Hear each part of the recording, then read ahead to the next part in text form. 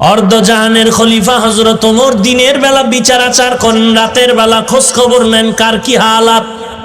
এক এলাকায় গিয়ে দেখতেছেন ভাঙা ঘরের কিনারায় আগুন জ্বলে, আগুন রাতের আধার। ওমরে ফারুক রাদিয়াল্লাহু তাআলা আনহু দূরত্ব বজায় রেখে একটু পাশে দাঁড়ায় দেখতেছেন কি অবস্থা। তাকায় দেখতেছেন একটা বৃদ্ধা মহিলা পাত্রে পানি নিয়ে গরম করে, আর পায়ের আশেপাশে বাচ্চাগুলো ঘুমায় মাটিতে। হঠাৎ এক বাচ্চা দাঁড়ায় সজাগ হয়ে বলে, আম্মু খানা দাও, ক্ষুধার তৃষ্ণা সহ্য করতে পারি না। বৃদ্ধা মহিলা ডেকে বলে, বাবা একটু অপেক্ষা করো, খানা রেডি হচ্ছে, ঘুমায় যাও। ওমরে ফারুক রাতের গভীরে তাকায় তাকায় দেখেন এই হাল। ওমরে ফারুক সালাম দিলেন, কাছে আগায় গেলেন, পরিচয়টা গোপন রাখলেন আর বললেন, কে তুমি? মহিলা বলে, কে তুমি? বলে, আমি এক আগন্তুক যুবক। কেন আসছো এই গভীর রাতে? বলে, একটু উপকার করা যায় নাকি, একটু খোঁজ খবর রাখার জন্য আসলাম। বলে, তুমি কি খোঁজ খবর নিবা? আমার বাচ্চাগুলো না খাইয়া পেট পিঠের সাথে লেগে গেল, মাটিতে পড়ে আছে, খানা নাই। আমি পাতিলের মধ্যে পাত্রে পানি দিয়া গরম করি আর বাহানা করতেছি, বাচ্চাদের বুঝাইতেছি খানা রেডি হচ্ছে, আসলে তো খানার কোনো আয়োজন নাই। ও যুবক, তুমি আসছো, শোনো, তুমি কে বা কোথার জানি না, তবে শুনে নাও, আমাদের দেশে নাকি ওমরে ফারুক দেশ চালায়, খলিফাতুল মুসলিমিন। তোমাকে সাক্ষী রেখে বলি, হে যুবক, যদি আমি সুযোগ পাই, দুনিয়ার আদালত না হয় আল্লাহর আদালতে ওমরের বিরুদ্ধে আমি মামলা দায়ের করব। ওমরে ফারুক রাদিয়াল্লাহু তাআলা আনহু চুপচাপ দাঁড়ায় আছেন, পরিচয় দেয় না যে আমি ওমর। মহিলার কান্না শুনিয়া ওমর সহ্য করতে না পেরে রাতের আধারে চলে গেলেন বাইতুল মাল, অর্থ মন্ত্রণালয়। অর্থ মন্ত্রণালয় গিয়ে আটার বস্তা নামাইলেন। আটার একটা বস্তা নিয়ে, সাথে আছে গোলাম আসলাম। ওমরে ফারুক বলেন, এরে আসলাম, আটার বস্তাটা আমি ওমরের মাথায় তুলে দাও। আসলাম বলেন, খলিফাতুল মুসলিমিন, এটা কিভাবে সম্ভব? আপনি অর্ধজাহানের খলিফা, আমার মাথায় আটার বস্তা দেন। ওমরে ফারুক বলেন, রে আসলাম, তুমি আমাকে জবাব দাও, আমি ওমর দায়িত্ব অবহেলার কারণে কি আল্লাহর আসামির কাঠগড়ায় দাঁড়াবো তুমি চাও নাকি? বলে, না, চাই না।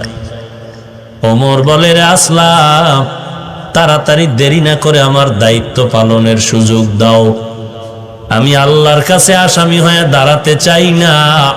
আটার বস্তা আমি ওমরের মাথায় তুলে দাও। রাতের আধারে হযরত ওমর অর্ধজাহানের খলিফা মাথায় আটার বস্তা নিয়া বৃদ্ধা মহিলার বাড়ি রওয়ানা। এগুলো তাকওয়া না থাকলে কোনোদিন সম্ভব হবে না। আল্লাহর ভয়, আল্লাহর ভয়, আল্লাহর ভয়। ইন্না আকরামাকুম ইনদাল্লাহি আতকাকুম। অর্ধজাহানের খলিফা ওমরের মাথায় আটার বস্তা, রাতের গভীর। ওমর আটার বস্তা নিয়ে ওই মহিলার বাড়ির দরওয়াজায় গিয়া দাঁড়ায় বলেন, আম্মা জান সালাম, একটু ঘরের ভেতর আপনি চলে যান, আমাকে কাজ করার সুযোগ দেন। ওমরে ফারুক নিজে আটার বস্তা নামাইয়া নিজ হাতে আটা বের করে খামির বানায় রুটি বানানো শুরু করলেন হযরত ওমর। রাতের গভীরে ওমর নিজ হাতে রুটি বানায় বলেন, আম্মা জান, আটা রেখে গেলাম, রুটিও রেখে গেলাম, আপনিও রুটি খান, বাচ্চাদেরও আপনি মনের মতো খানার ব্যবস্থা করেন। আটার বস্তা রেখে গেলাম, শেষ হওয়ার আগে আবার খবর নেওয়ার চেষ্টা করব। ওমরে কথা বলে বিদায় নেয়। আল্লাহর বান্দি বৃদ্ধা মহিলা কয়, দাঁড়াও হে যুবক, একটু দাঁড়াও, আমি দোয়া করে দেই। আমার দেশের খেলাফতের দায়িত্বে আছে নাকি ওমরে ফারুক? ও যুবক, আজকে যদি ওমর না হইয়া তোমার মতো যুবক যদি আমার দেশে থাকতো, এই দেশটা বেহেশতের বাগান হয়ে যেত। আল্লাহর বান্দি দোয়া করে, আল্লাহ এই যুবকের তুমি জনগণের সেবক বানায়া দাও। মহিলা কান্না করে ওমরকে বিদায় দেয়। হযরত ওমর বিদায় নিয়ে চলে গেলেন। পরের দিন হযরত ওমর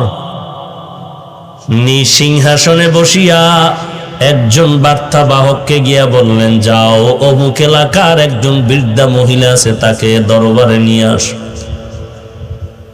বলবা খলিফাতুল মুসলিমিনের দরবারে আপনাকে যেতে হবে। বার্তাবাহক গিয়া যখন হযরত ওমরের আদেশ নিয়ে মহিলার কাছে চলে গেলেন, ডাক দিয়া বলেন, ও আম্মা জান, খলিফাতুল মুসলিমিনের দরবারে আপনাকে যাওয়ার জন্য বলা হয়েছে।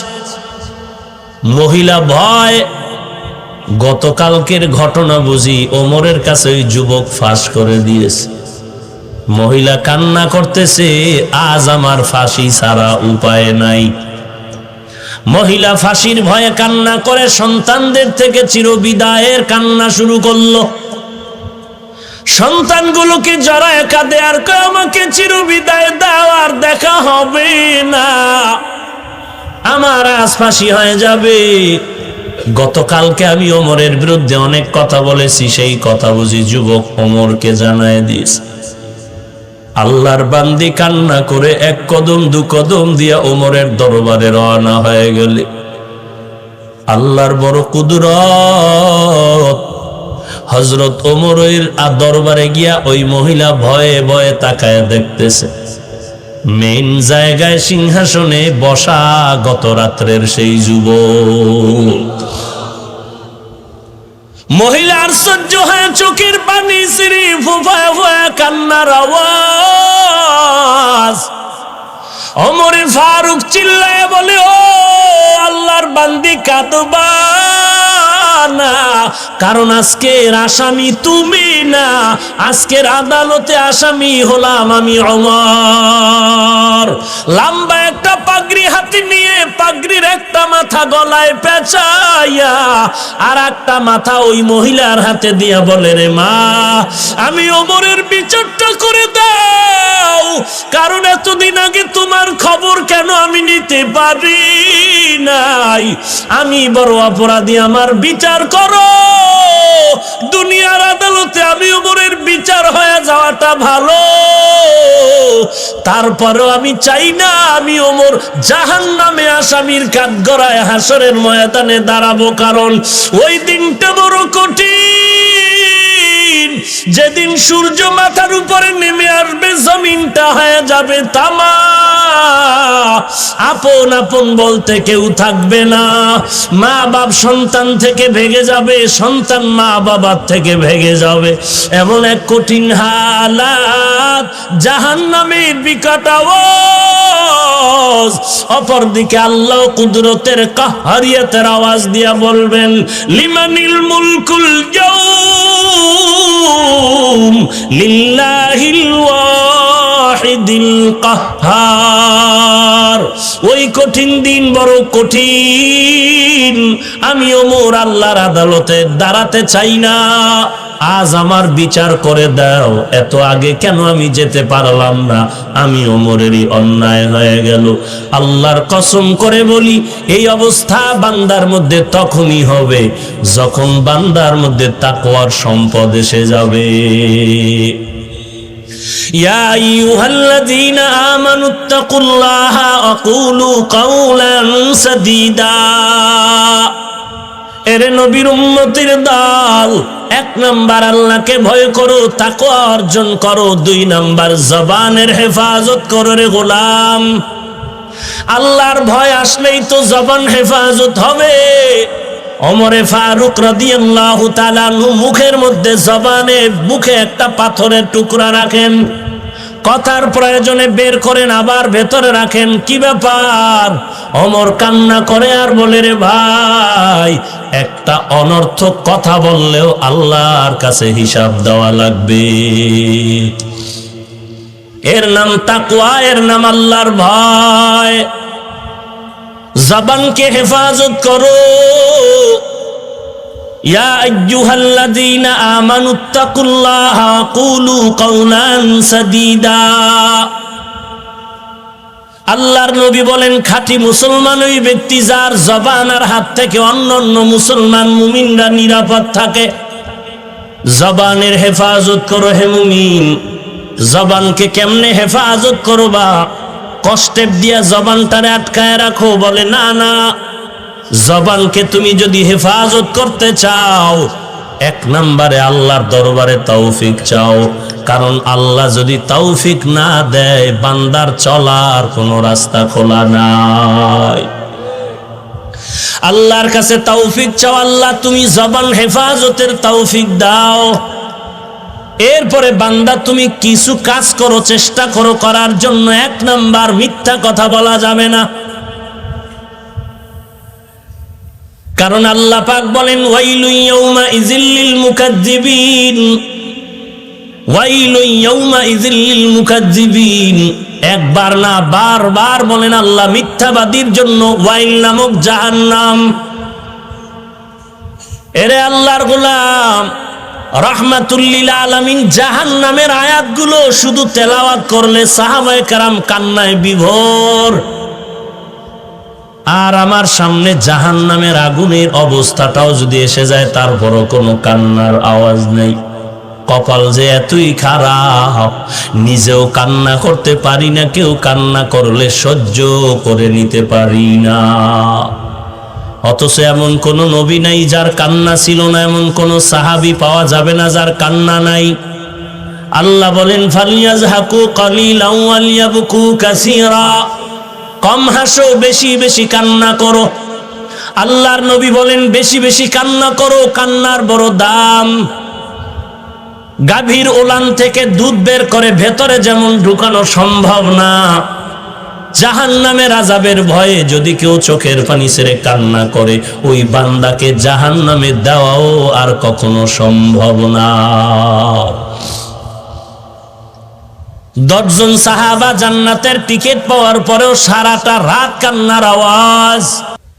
তাদের ব্যবসা বাণিজ্য ছিল নি? সাহাবায়ে কেরামের কি ঘুমাইতেছেন আপনারা? সাহাবায়ে কেরাম ব্যবসা করছেন, সাহাবায়ে কেরাম চাকুরি করেছেন। তাহলে আপনার থেকে ব্যস্ততারা কম ছিল? এত ব্যস্ততার ভেতরেও তাকায় দেখেন, তাহাজ্জুদ বন্ধ নাই, ইশরাক বন্ধ নাই, আউয়াবিন বন্ধ নাই, চাষতের নামাজ বন্ধ নাই, যুদ্ধের ময়দানে যাওয়াও বন্ধ নাই, সন্তানের হক আদায় বন্ধ নাই, স্ত্রীর হক আদায়ের বেলায় পেছনে নাই। সব কিছু করার পরেও এরপরও সারাটা রাত কান্নার আওয়াজ।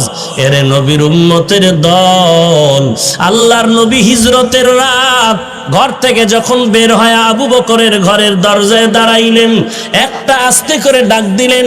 হযরত আবু বকর বললেন, লাব্বাইক ওয়া সা'দাইক ইয়া রাসূলুল্লাহ। নবী আশ্চর্য হয়ে গেলেন, আমি আস্তে করে ডাক দিলাম, আপনি জবাব দিলেন কি? ঘুমান নাই? আবু বকর সিদ্দিক রাদিয়াল্লাহু তাআলা আনহু চোখের পানি ছেড়ে কান্না করেন আর বলেন, পয়গম্বর, আল্লাহর জাতের কসম করে বলি রে নবী, আপনি বহু আগে একদিন আমার কানে কানে বলেছিলেন, হিজরতের পথে আমি আবু বকর আপনার সাথী হব। আল্লাহর কসম করে বলি, আমি আবু বকর যত ব্যস্ততায় থাকি না কেন, রাতের বেলা আমি দরজার কিনারায় দাঁড়ায় থাকি, একটা সেকেন্ডের জন্য ঘুম যাই না। আমি অপেক্ষা করি আমার নবী কখন এসে আমাকে ডাক দিবেন। আমি আবু বকর যদি আরামে ঘুমাইয়া যাই, আমি যদি ডাকে সাড়া দিতে না পারি, দুশমন এসে হামলা করবে। আমার নবী চোখের পানি ছেড়ে বললেন, রে আবু বকর, এটাও কি মানুষ সহ্য করে নিতে পারে? এত কি ত্যাগ স্বীকার করা যায়? আবু বকর কাঁদেন আর বলেন, নবী, আমি আবু বকর একা না, আমার মেয়ে, ছোট মেয়ে আসমাও রাতের বেলা ঘুমায় না, আপনার জন্য সারা রাত অপেক্ষা করে, নাস্তা বানায় থাকে। শুধু তাই না রে নবী, আমি মদিনার সফরের জন্য 2টা উট কিনেছিলাম, সফরে বাহন হয়ে যাবে। তাকায় দেখেন উটগুলো খুঁটির গোড়ায় বাঁধা। এই উটগুলো একটা রাতেও ঘুমায় না, অপেক্ষায় থাকে রহমাতুল্লিল আলামিন কখন আসবে, তাকওয়া আমার উপরে উঠবে। এরে নবীর উম্মতের দল, এই আবু বকরের এত দাম, এত দাম। আল্লাহর নবী যুদ্ধে যাবেন, বললেন কার কি আছে সহযোগিতা করো, হাত বাড়ায়া দাও। সবাই সব নিয়ে আসলেন, আবু বকর নিয়ে আসলেন। আল্লাহর নবী বললেন, আবু বকর ঘরে কিছু রেখে আসছেন নাকি? আবু বকর বলেন, ঝাড়ু দিয়া সব নিয়ে আসি, আল্লাহ এবং আল্লাহর রাসূল ছাড়া কিচ্ছু নাই। আল্লাহর নবী আশ্চর্য হয়ে গেলেন। হঠাৎ করে জিবরাইল আমিন আসলেন, আল্লাহর পক্ষ থেকে ডেকে বলেন, পয়গম্বর আবু বকরকে আল্লাহর পক্ষ থেকে সালাম। আবু বকরকে জিজ্ঞাসা করার জন্য বলা হলো, আবু বকর এই অবস্থা আল্লাহর উপরে রাজি না, খুশি না, বেজার? আল্লাহর নবী জিবরাইলের কথা শুনে আবু বকরকে বললেন, আবু বকর আপনি এমন যে অবস্থা আছেন, এর উপরে কি আপনি আল্লাহর উপরে কেমন বেজার না খুশি? আবু বকর জবাব না দিয়া কান্না শুরু করলেন। নবীজি জিজ্ঞাসা করলেন, কান্নার কি কারণ? আবু বকর কান্না করে বলেন, পয়গম্বর আমি আবু বকর ছিলাম এক সময় জাহান্নামের আসামি। কে চিনতো আমাকে? কেউ তো আমাকে চিনতো না। আজ আমি আল্লাহর শুকর আদায় করি, আমি কি জবাব দিব যে আসমান থেকে আমার আল্লাহ আমি আবু বকরের সালাম দিয়েছে? আমি আশ্চর্য, আমি কি শুকর আদায় করবো রে পয়গম্বর? আল্লাহর নবী হিজরতের রাতে দোয়া করলেন, হে মালিক, আবু বকর এত ত্যাগ স্বীকার করলেন, আমার হাতে দেওয়ার মতো কিছু নাই রে আল্লাহ, মেহেরবানি করে আমি তোমার দরবারে দোয়া করতেছি। আজ এই দুঃখের রাতে আবু বকরের সফর শুরু হয়ে গেল। এই সফর মদিনা পর্যন্ত নয়, এই সফর চলবে জান্নাতের মধ্য পর্যন্ত। হারকে দারাত খৌফে হক দর দিল মাদাম জান্নাতুল মাওয়া দেহাদ ওরা মাকাম। জবান হেফাজতের জন্য এক নম্বরে মিথ্যা কথা বলা যাবে না। আল্লাহ বলেন মিথ্যাবাদীর জন্য ওয়াইল নামক জাহান্নাম। এরে নবীর উম্মতের দল, আল্লাহর নবী বলেন আসিদকু ইউনজি ওয়াল কিযবু ইউহলিক। মিথ্যাবাদী আজ একদিন আগে পরে ধ্বংস অনিবার্য, সত্যবাদীর বিজয় হবে চূড়ান্ত। এরে নবীর উম্মতের দল, যত মানুষ মিথ্যা কথা বলে, যদিও সবাই জানে মিথ্যা মহাপাপ, এরপরও মিথ্যা ছাড়া চলতেই পারে না। আর বর্তমানে মানুষের মিথ্যা কথা বলার জন্য যত মাধ্যম আছে, এর মধ্যে বড় মাধ্যম হলো গজবের মোবাইল। জবানকে হেফাজত করো, মিথ্যা কথার থেকে জবানকে বাঁচাও। ওয়াইলু ইয়াউমাইযিল লিল মুকাদ্দিবিন, ওয়াইল নামক জাহান্নাম বড় ভয়ঙ্কর। ওয়াইলুল লিল মুতাফফিফিন, যারা ব্যবসা করতে গিয়া মাপে ভেজাল করে তাদের জন্য ওয়াইল নামক জাহান্নাম। ফাওয়াইলুল লিল মুসাল্লিন, যারা নামাজ পড়ে মানুষকে দেখাবার জন্য তারা ওয়াইল নামক জাহান্নামী। ওয়াইলুল লিকুল্লি হুমাযাতিল লুমাযা, যারা মানুষের গীবত শিকায়াত করে তাদের জন্য ওয়াইল নামক জাহান্নাম। ওয়াইল নামক জাহান্নাম বড় ভয়ঙ্কর। মিথ্যা কথার থেকে জবানটারে হেফাজত করো। জীবন চলে যাবে, মরে যাব, কখনো মিথ্যা কথা বলবো না। সাময়িক যদি কষ্ট হয়, এই কষ্টের পরে এমন এক নিয়ামত আল্লাহ দান করবেন যার কোনো শেষ করা যাবে না। জবানকে হেফাজত করো, মিথ্যা কথার থেকে জবানকে বাঁচাও। 2 নাম্বার, জবান হেফাজতের জন্য বান্দা গালাগালি বন্ধ করে দাও। গালি দেওয়া হারাম, গালির থেকে জবানকে বাঁচাও। কুল্লি ইবাদি ইয়াকুলুল্লাতী হিয়া আহসান, সূরা বনী ইসরাঈলের মধ্যে আল্লাহ বলেন, হে নবী মুমিনকে বলেন কাফেরের সাথেও যেন তারা খারাপ আচরণ না করে, বরং ভালো আচরণ করে।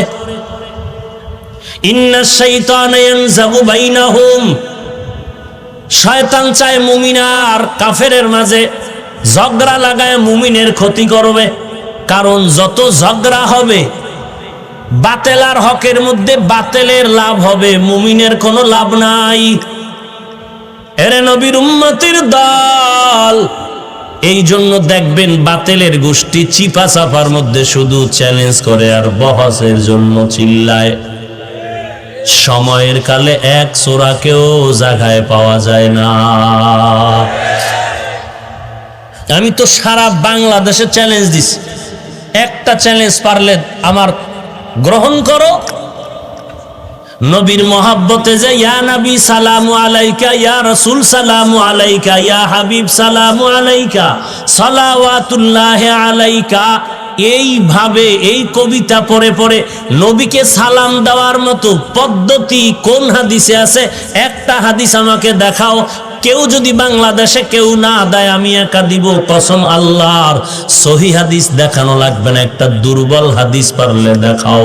যদি বলো হাদিস দেখাতে পারবো না, তো একজন সাহাবীর নাম বলো। নবীকে কোন সাহাবী? একজন সাহাবীর নাম বলো, অমুক একজন সাহাবী আমার নবীকে ইয়া নবী সালামু আলাইকা, ইয়া রাসূল সালামু আলাইকা, ইয়া হাবিব সালামু আলাইকা, সালাওয়াতুল্লাহি আলাইকা বলে সালাম দিয়েছেন। একটা প্রমাণ দাও আল্লাহর কসম। কেউ যদি না দেয়, আমি হাফিজুর রহমান তোমার পক্ষে চলে যাব। কেউ যদি আমাকে গালি দেয়, দেখ পারলে দেখাও।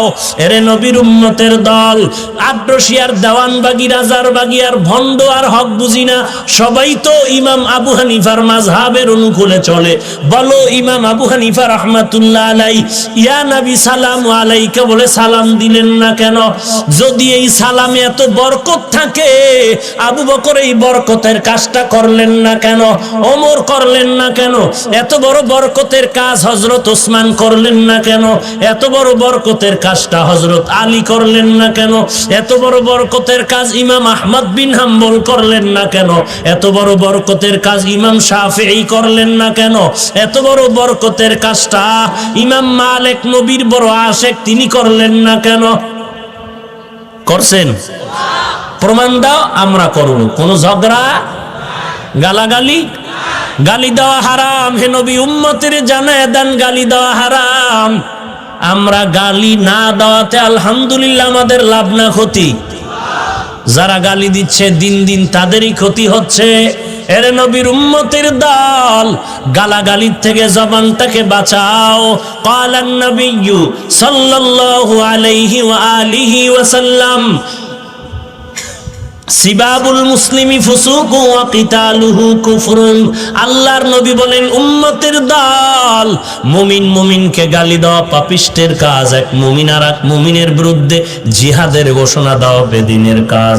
মদিনার নবী বলেন, উম্মতের দল, দুটো জিনিস যদি হেফাজতের জিম্মা নাও, আমি নবী তোমাকে জান্নাতে নেওয়ার জিম্মা নিব। قال النبي صلى الله عليه وآله وسلم من يزمن لي ما بين لحييه وما بين رجليه أزمن له الجنة। আল্লাহর নবী বলেন, উম্মতের দল, যদি তোমরা দুটো জিনিস হেফাজতের জিম্মা নাও, আমি নবী তোমাকে জান্নাতে নেওয়ার জিম্মাদারি নিব। এরে নবীর উম্মতের দল, এক নম্বরে জবানের হেফাজত করো, দুই নাম্বার লজ্জাস্থানের হেফাজত করো। দুই জিনিস হেফাজতের যদি জিম্মা নাও, আমি নবী তোমাকে জান্নাতে নেওয়ার জিম্মাদারি নিব।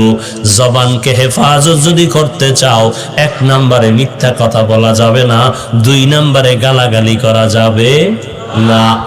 আল্লাহ মেহেরবানি করে মিথ্যা এবং গালাগালির থেকে আমাদেরকে হেফাজত করুন, আমিন। কি সমস্যা? কোনো খারাপ লাগতেছে?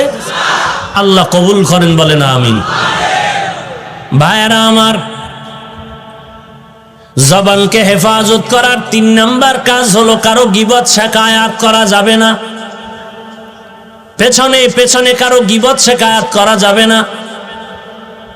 আল্লাহ পাক কোরআনে বলেন, গীবত শিকায়াতকারী মরা ভাইয়ের গোশত খাওয়ার সমান অপরাধে অপরাধী। আল্লাহর নবী বলেন, গীবত করা জিনা করার থেকেও মারাত্মক অপরাধ। অথচ আজ আমাদের সমাজে প্রতিযোগিতা চলতেছে কে কত বেশি গীবত শেখায়াত করতে পারে। আর এই গীবতের বড় মাধ্যম হলো মোবাইল। আল্লাহ গুনাহের এই গজবের পথ থেকে আমাদেরকে হেফাজত করুন। গীবত শেখায়াত থেকে জবানকে হেফাজত করো রে গোলাম। যে যেই যতটুকু অন্যায় করবে বিচারপতি কে আছেন? তো এত টেনশন কেন? আল্লাহ বিচার করবেন, এত টেনশন কেন?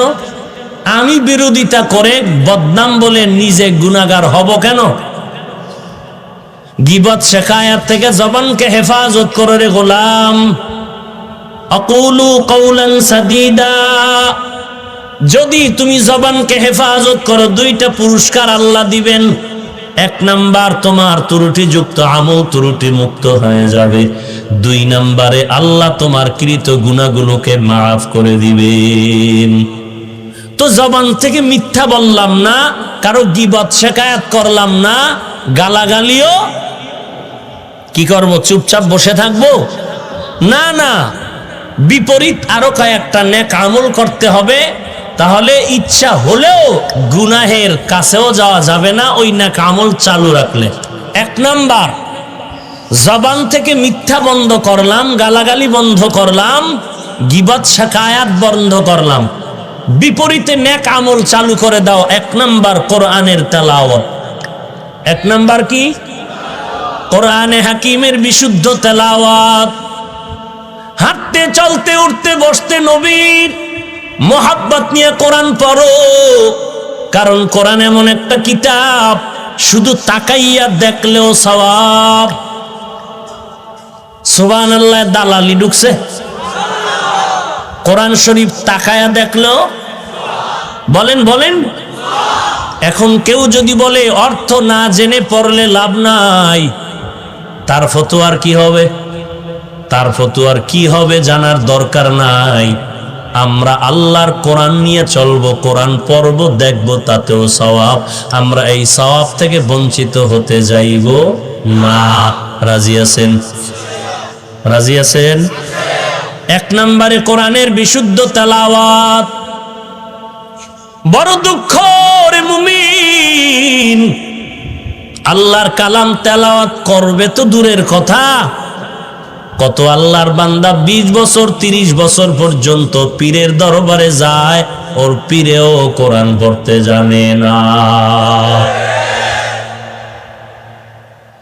এক নম্বরে কোরআনের তেলাওয়াত বলে পারি না। তো না পারলে কি করবেন? ঘুমায় থাকবেন? শিখতে হবে না? কোরআনের মতো দামি জিনিস আর কি আছে? এই স্টেজে কোরআনওয়ালাদের পাগড়ি দেওয়া হলো। কোরআনের তেলাওয়াত মধুর এক আওয়াজ। এই কক্সেস বাজারে এত ঘর আছে, বিল্ডিং আছে, একটা বিল্ডিং এর এক বিন্দু দাম নাই। আজকের এই কোরআনওয়ালা বিল্ডিংটার যত দাম। আমি বান্দার কোনো দাম নাই, তো এত দাম কেন? বলে দামের পেছনে আমার বাহাদুরি নাই, দামের পেছনে পেছনে কাজ হলো কোরআন। আল্লাহর কোরআনের কারণে এত সম্মান। আল্লাহর কোরআন সিনায় লাগাও, আল্লাহর কোরআনের তেলাওয়াত চালু করো। একান্ত যদি কেউ বলে আমি পারি না, কি করতে পারি? সহজ বুদ্ধি হলো, বান্দা তুমি আলহামদু সূরা পারলে আলহামদু সূরাটা পড়ো। হাঁটতে চলতে মোহাব্বতে ওযুর সাথে পড়েন আলহামদুলিল্লাহ, ওযু না থাকলেও পড়েন, এক একটা অক্ষরে 10টা নেক আসবে। কি আলহামদু সূরাও পারেন না? যদি এমনও হয় কপাল খারাপ, আলহামদু সূরাটাও পড়তে পারি না, তো এতটুকু পড়েন বিসমিল্লাহির রহমানির রহিম। বিসমিল্লাহর আমল করেন, এটাও বড় দামি। মুফাসসিরিনে কেরাম বলেন আল্লাহ তাআলার 3000 নাম, 1000 নাম আল্লাহ আম্বিয়া কেরামদের শিক্ষা দিয়েছেন। বাকি রইল কত? 1000 নাম আল্লাহ ফেরেশতাদেরকে শিখায়েছেন। রইল কত? 300 নাম আল্লাহ তাওরাত কিতাবে দিয়েছেন, 300 নাম আল্লাহ জবুর কিতাবে দিয়েছেন, 300 নাম আল্লাহ ইনজিল কিতাবে দিয়েছেন। বাকি কত? একটা নাম আল্লাহ কুদরতের হাতে রিজার্ভ রেখেছেন, আর 99টা নাম আল্লাহ কোরআনের মধ্যে দিয়েছেন। এই টোটাল 3000 নামের বরকত বিসমিল্লায় ঢুকানো আছে। কোন মুমিন বান্দা বান্দি যদি বিসমিল্লাহর আমল চালু রাখে, আল্লাহ তাআলার নামের 3000 নামের বরকত ওই বান্দা পেয়ে যাবে। এখন কেউ যদি কয় বিসমিল্লাহ পারি না, তো কচু গাছের সাথে রশি লাগান ছাড়া উপায় নাই। তোর জুতার বাড়ি দেওয়া দরকার যে বিসমিল্লাহ শিখতে পারলি না। তোর মুসলমান দাবি করো, লজ্জা করে না? বেহায়া বেলাজা। এজন্যই তো রাসূল বলেন লা ঈমানা লিমান লা হায়া আলা, যার লজ্জা নাই তার ঈমান নাই। আইএ বিএ পাশ করলি বিসমিল্লাহ পারো না, সালাম দিতে জানো না, তো কচু গাছের সাথে গলায় রশি লাগাও। হাসির কথা? জুতার বাড়ির কথা মিয়া। মুসলমানের বাচ্চা বিসমিল্লাহ পারে না, এটা কেমন মুসলমান? বিসমিল্লাহর ভিতরে 19টা অক্ষর আছে। বান্দা যদি বিসমিল্লাহর আমল করো, জাহান্নামের 19 জন ফেরেশতা থেকে আল্লাহ হেফাজত করবেন। জাহান্নামের 19 জন দারোয়ান ফেরেশতা থেকে হেফাজত করার ব্যাখ্যা হলো আল্লাহ জাহান্নাম থেকে হেফাজত করবেন। ঈসা নবী রাস্তা দিয়া চলতেছেন, হঠাৎ করে তাকায়া দেখে একটা কবরের মধ্যে আযাব চলতেছে। ঈসা নবী দ্রুত ওখান থেকে চলে গেলেন। কিছুদিন পর আবার ওই রাস্তা দিয়া চলতেছেন, আজ তাকায়া দেখেন ওই দিন কবর থেকে আযাবের গন্ধ আসতেছিল, আজকে সেই কবর থেকে মিশকের ঘ্রাণ আসতেছে। ঈসা আলাইহিস সালাম আল্লাহকে জানতে চাইলেন, ও আল্লাহ, কয়েকদিন আগে দেখলাম এই কবরের মধ্যে আযাব, আজকে কবর থেকে মিশকের ঘ্রাণ কেন? আল্লাহ জানায় দিলেন, ও ঈসা, এই বান্দা দুনিয়াতে আসার সময় স্ত্রীর কোলে একটা শিশু বাচ্চা রেখে আসছিল। ওই বাচ্চার মা বাচ্চাটাকে মাদ্রাসায় পাঠায় দিল। বাচ্চাটা মাদ্রাসায় এসে পড়ে উস্তাদরা শিখায় দিল, উস্তাদরা পড়ায় দিল, পর বিসমিল্লাহির রহমানির রহিম। আমি আল্লাহ ফেরেশতাদের ডাক দিয়া বললাম, ফেরেশতা, এই বাচ্চাটাই বলে আমি নাকি রহমান, এই বাচ্চা বলে আমি নাকি রহিম। আমার মতো রহমান আর দয়াময় যদি কেউ না থাকে, তাহলে তাড়াতাড়ি যাও, ওর বাবার কবরের আযাব বন্ধ করে জান্নাতের বিছানা বিছায়া দাও। ইয়া ইলাহি তু মেরা মাবুদ হ্যায়, ইয়া ইলাহি তু মেরা মাশুক হ্যায়। এরে নবীর উম্মতের দল, বিসমিল্লাহর আমল চলবে? ওয়াস্তু জীবনভর শুনলেন, এক একটা আমল নিয়ে যান। সব সময় বিসমিল্লাহ পড়বেন নি? বিড়ি টানার আগেও বিড়ি টানে না মুসলমান? বিড়ি টেনে টেনে ময়দানে ঢুকলো, মোনাজাতের পরে আবার রাস্তায় গিয়া বিড়ি টানবে। এরকম আশেকে রাসূল নাই? বিড়ি টানলে কেমন সওয়াব হয়? কথা কন না কেন? বাদ দেন সওয়াব আর গুনাহ, শরীরের কি উপকার হয়? চেহারায় নূর বাড়ে? টাটকা বান্দর হয়ে আছে খবর নাই, চেহারাটা লাল, ঠোঁটগুলো লাল। হ্যাঁ, এরে বান্দা, তোমার ঠোঁট যত কালো, তার থেকে 1000 গুণ কালো তোমার কলিজা। যারা বিড়ি টানে এরাও কিন্তু ঠিক কইছে, হইছে না? এর নাম বাঙালি। এর নাম কি? নিজে কয় বিড়ি খাইলে কোনো লাভ নাই, সওয়াব নাই, শারীরিক উপকার নাই, বরং গজব আর গজব। এরপরও টাকা দিয়া খায় কেন? বাঙালি দেখার বাঙালি হওয়ার কারণে খায়। বাঙালির এটা পরিচয়, এটা জাতিগত বাঙালি। জানে বিড়ি খাইলে গজবে ধরবে, এরপরও বিড়ি পান করে। পাক ভারত উপমহাদেশের মধ্যে এক আল্লাহর বান্দার নাম শাহ আতাউল্লাহ বুখারী রহমাতুল্লাহ আলাইহি। নাম শুনছেন? বয়ান করতেছেন জান্নাতের বয়ান। মা তাশতাহি আনফুসুকুম, জান্নাত এমন একটা আরামের ঘর, যা চাইবা তাই পাইবা। তো বয়ানের মধ্যে প্যাঁচ লাগায় বরিশাল্লার নোয়াখালীরা। এক নোয়াখালীর দাঁড়ায় গেছে, শাহ আতাউল্লাহ বুখারীকে প্রশ্ন করেন, হযরত জান্নাতে গেলে যা চাইবে তাই পাইবে কি সঠিক? বলে হ্যাঁ। বলে বিড়ি পাওয়া যাইবে নি? শাহ আতাউল্লাহ বুখারী জবাব দিলেন, যেমন কুকুর। জবাব দিলেন, হ্যাঁ জান্নাতে বিড়ি পাওয়া যাইব, তবে আগুন আনতে জাহান্নামে যেতে হবে। তো আগুন আনতে যদি জাহান্নামে যায় তো উপায় কি? জবাব ঠিক আছে না? हकीकत से तो दुनिया बेखबर है, दुनिया की नुमाइश पर नजर है। नमी गुयाम के अज दुनिया जुदाबाश, बहर कारे के बाशी बा खुदाबाश। एक नंबरे कुरान शरीफेर विशुद्ध तेलाওয়াত।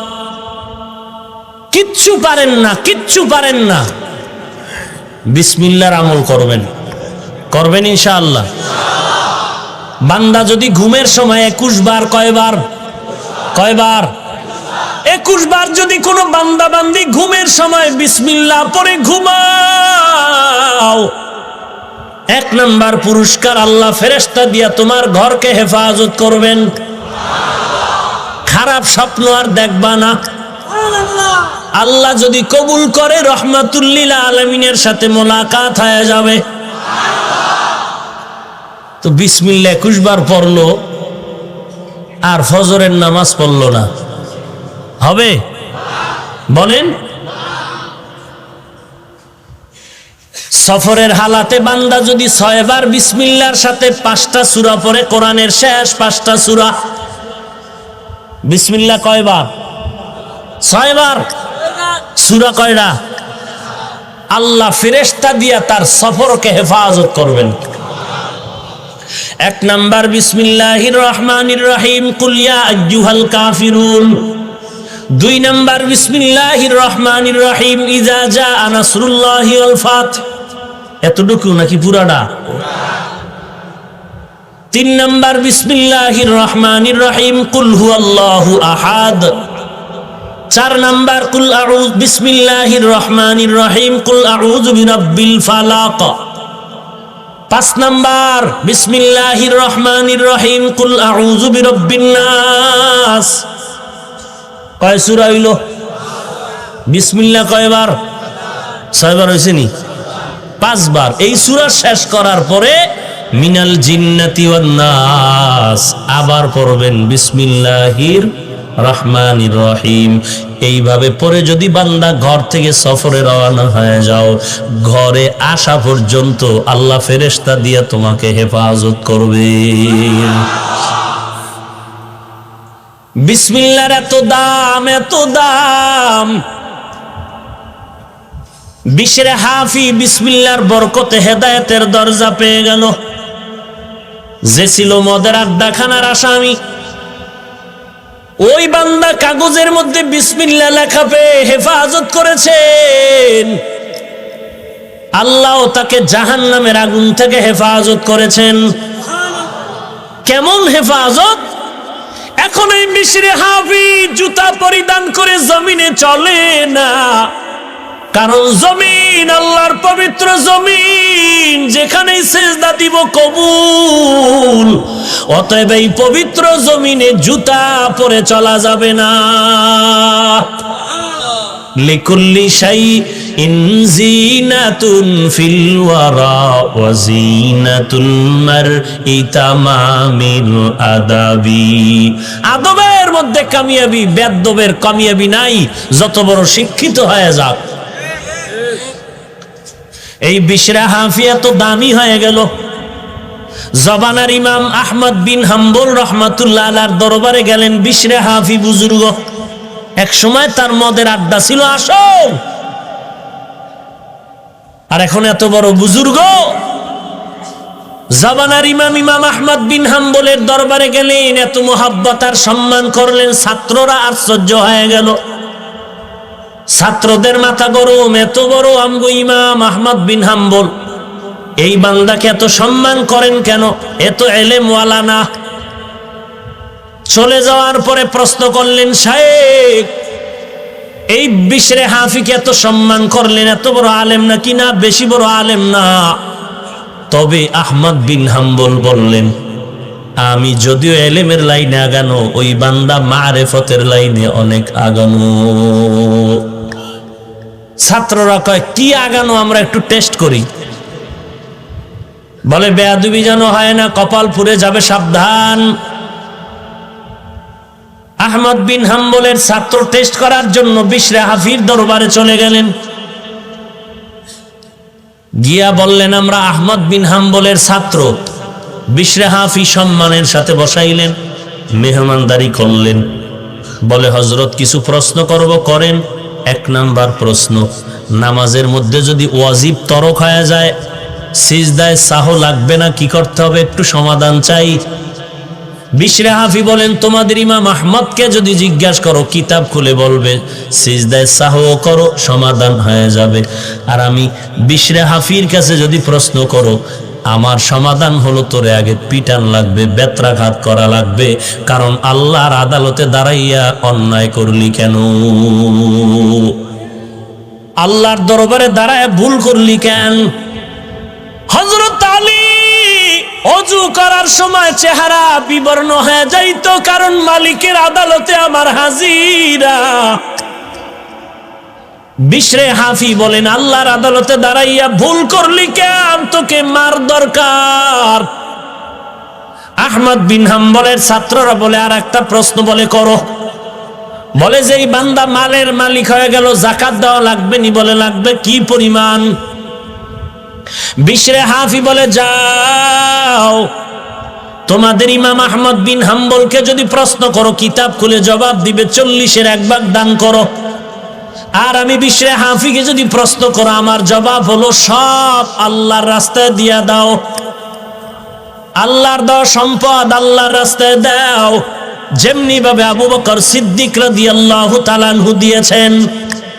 এর নাম তাকওয়া, এর নাম আদব। তাকওয়া এক জিনিস, ফাতোয়া আর এক জিনিস। তাকওয়া এক জিনিস, ফাতোয়া আর এক জিনিস। ইন্না আকরামাকুম ইনদাল্লাহি আতকাকুম। জবান হেফাজত করো, 3টা গুনাহ ছাড়ো, মিথ্যা কথা ছাড়ো, জবানে গালাগালি ছাড়ো, গীবত শিকায়াত ছাড়ো। এরপরে বান্দা তুমি আল্লাহর কোরআন তেলাওয়াত ধরো, কিচ্ছুরা পড়ো, পারো না, বিসমিল্লাহ তেলাওয়াত করো। সব সময় বিসমিল্লাহ। খারাপ কাজে না ভালো কাজে? 1। 2 নম্বরে আল্লাহর নামের জিকির করো। কার জিকির? ফাযকুরুনি আযকুরুকুম ওয়াশকুরুলি ওয়ালা তাকফুরুন। আল্লাহ বলেন, যারা আমার জিকির করে আমিও তার জিকির করি। তো আল্লাহর জিকিরের কাইফিয়াত আলাদা, বান্দার জিকিরের কাইফিয়াত আলাদা। এরে বান্দা, তুমি হাঁটতে চলতে উঠতে বসতে কার জিকির করবা? আল্লাহর নামে তসবিহ পড়ো, জিকির করো, সুবহানাল্লাহ, আলহামদুলিল্লাহ, আল্লাহু আকবার, লা ইলাহা ইল্লাল্লাহ। কার জিকির? লা ইলাহা ইল্লাল্লাহর জিকির চালু রাখো। লা মানে নাই, নাই, নাই, নাই, কোনো ইলাহ নাই। ইল্লাল্লাহ, একমাত্র আল্লাহ তাআলা ব্যতীত আর কোনো ইলাহ নাই। নাই শব্দ দিয়া দুনিয়ার সব নাই বানায় দাও। আমার টাকা, আমার গাড়ি, আমার বাড়ি, আমার ছেলে, আমার মেয়ে, আমার আমার আমার আমার যা বলি কিচ্ছু আমার না। লা লা লা, নাই, নাই, কেউ নাই, কি আমিও নাই। আমার মরণের কবরের জায়গাটাও তো আমার না। আমি যে কথা বলতেছি, কথাও তো আমার তৈরি করা না। আমি যে ঘরের মধ্যে থাকতেছি, ঘরও তো আমার না। এই টাকা পয়সার মালিকানা দাবি করে, টাকাও তো আমার না। ধনী কে বানাইছেন? ইয়া আইয়ুহান নাস আনতুমুল ফুকারাউ ইলাল্লাহ, আল্লাহু হুয়াল গানিয়্যুল হামিদ।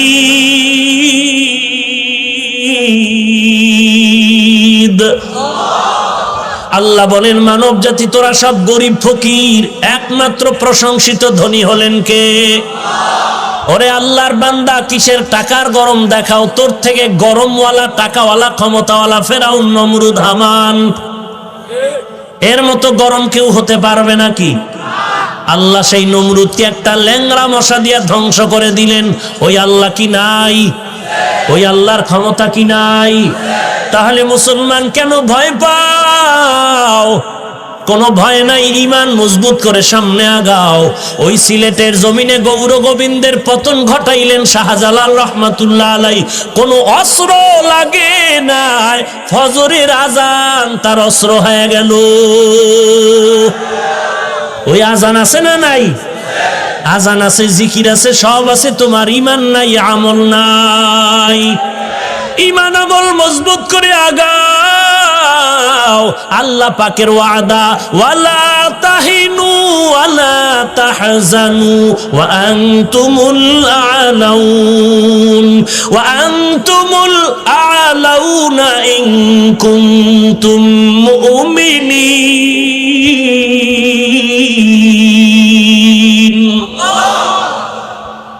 ঈমানটারে মজবুত করো বান্দা তাকওয়া দিয়া। কার মতো? আমিনু কামা আমানান নাস, ঈমান আনো সাহাবায়ে কেরামের ঈমানের মতো। এরে নবীর উম্মতের দল, 1 নাম্বার জবান দিয়া আল্লাহর কোরআন পড়ো, 2 নাম্বারে জবান দ্বারা আল্লাহর নামের জিকির করো। কার জিকির? সব সময়, ঘুমের সময়ও আপনি একটা তসবিহ নিয়ে জিকির করেন, অথবা তসবিহ লাগবে না, বালিশে মাথা লাগাইয়া ডান কাতে শুয়া শুয়া আল্লাহর নামের জিকির করেন। সুবহানাল্লাহি ওয়া বিহামদিহি সুবহানাল্লাহিল আযীম লা ইলাহা ইল্লাল্লাহ, এই কয়ে কয়ে যদি ঘুমায়া যাও, বান্দা জিকির করতে করতে যদি ঘুমাও, তোমার সারা রাত আমলনামায় জিকিরের সওয়াব লেখা হয়ে যাবে। 3 নাম্বার, বান্দা 1 নাম্বারে আল্লাহর কোরআন পড়ো। ও পর্দার আড়ালের মা আসেনি? মা, এরে মা, ঘরের মধ্যে বসে কাজ করো, কোনো কাজ নাই, বাহিরে কোনো ব্যস্ততা নাই রে মা, আল্লাহর কোরআন পড়ো। ফজরের নামাজের পরে একটা সূরা পড়ো। পুরা কোরআন না পড়লে কমপক্ষে 5 ওয়াক্ত নামাজে 5টা সূরা তেলাওয়াত করো। ফজরের নামাজের পরে সূরা ইয়াসিন পড়ো। ইয়াসিন ওয়াল কুরআনিল হাকিম ইন্নাকা লামিনাল মুরসালিন আলা সিরাতিম মুস্তাকিম। যোহরের নামাজ পড়ো মা, নামাজটা আদায় করার পরে আবার একটা সূরা পড়ো। ইন্না ফাতাহনা লাকা ফাতহাম মুবিনা লিয়াগফিরা লাকাল্লাহু মা তাকাদ্দামা মিন যামবিক ওয়া মা তাআখার ওয়া ইউতিম্মা নি'মাতাহু আলাইকা ওয়া ইয়াহদিয়াকা সিরাতাম মুস্তাকিমা। ও এলাকার ব্যবসায়ী ভাই, দোকানের মধ্যে ব্যবসায় বরকতের তাবিজ লাগাইছো, আল্লাহর কসম দোকানে কোনো তাবিজ লাগবে না। কোরআনওয়ালা একটা বান্দা নিয়ে ফজরের নামাজের পর দোকানটা খুলে ছাত্ররে দিয়া সূরা ইয়াসিন পড়ায় দাও, আল্লাহর কসম গায়বী সাহায্য চলে আসবে। কোনো তাবিজের দরকার নাই, তুই 13টা তাবিজ লাগাবি আর দোকানে বসে বিড়ি টানবি, তোর ব্যবসা হবে কচু। আর সাইনবোর্ড লাগাই দিছো, বিক্রি করা মাল ফেরত নেওয়া হয় না, টাটকা বাটপার। আল্লাহর নবীর মোহাব্বত নিয়ে যদি ব্যবসা করতে চাও, সাইনবোর্ডের মধ্যে লাগায় দাও, অবশ্যই বিক্রি করা মাল ফেরত নেওয়া হয়। যদি বান্দা তুই এই সাইনবোর্ড লাগাইয়া কোন বান্দার বিক্রি করা মাল ফিরাইয়া দাও, ওই মালটা আল্লাহর পথে দান করার সমান সওয়াব পেয়ে যাবে। এরে আল্লাহর বান্দা, যোহরের নামাজের পরে সূরা ফাতিহা তেলাওয়াত করো। আসরের নামাজের আজান হয়ে গেল, আসরের নামাজটা পড়ার পর ওই 30 বার আম্মা ইয়াতাসাআলুন আনিন নাবাইল আযীম আল্লাযী হুম ফীহি মুখতালিফুন, এই সূরাটা পড়ে নাও। এই মাগরিবের নামাজের পরে ইজা ওয়াকাতিল ওয়াকিআ লাইসা লিওয়াকাতিহা কাযিবা, সূরাতুল ওয়াকিআ পড়ে নাও। এশার নামাজ হয়ে গেল, এশার নামাজের পরে মা সূরা মুলক পড়ো। তাবারাকাল্লাযী বিয়াদিহিল মুলক ওয়া হুয়া আলা কুল্লি শাইইন কাদির আল্লাযী খালাকাল মাউতা ওয়াল হায়াতা লিয়াবলুয়াকুম আইয়ুকুম আহসানু আমালা ওয়া হুয়াল আজিজুল গফুর।